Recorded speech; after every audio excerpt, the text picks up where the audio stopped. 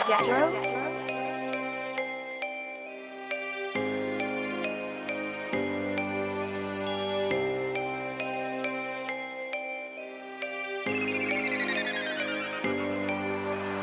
batang squatter iba talaga, pilit lumalaban kahit nadapa, pilit tumaawon sa pagkalubog, hindi sumusuko sa pagkabaog. Sabihin man nilang di pa kubog, di rin titigil ang kang umangat, walang maiiwang kasama lahat.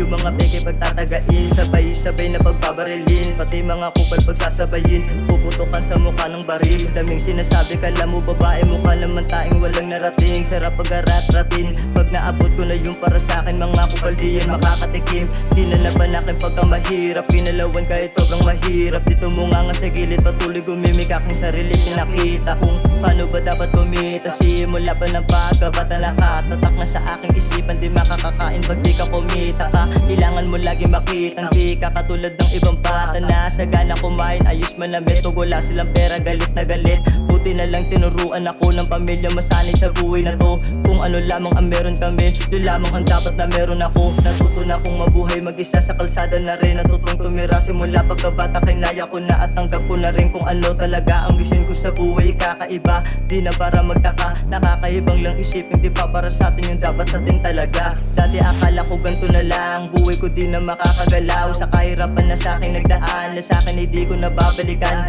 Ayos na yun na maging aral, wag mong iisipin isa akong mangal. Sumugal ako sa larong marangal, lumaban ng patas kinakarangal. Dahil kung minsan palaging hindi may iwasan sumubok ng ganito, di ko rin to titigilan hanggang sa makuha ko na yung mga ginto. Yan ang isa kong hangarin, kaya walang planong ako ay huminto. Pag dumating na yung para sa akin, palaging bukas sa mga pinto. Para sa tropang lahat naniwala at sa ibang hindi naniniwala, lalo sa peking gusto ko masira. Ding hindi mo na ako masisira, kahit anong gawin mong paninira, di ka na sa akin makakaisa. Magsama ka pa ng 12, pagsasabayin ko kayo tangina.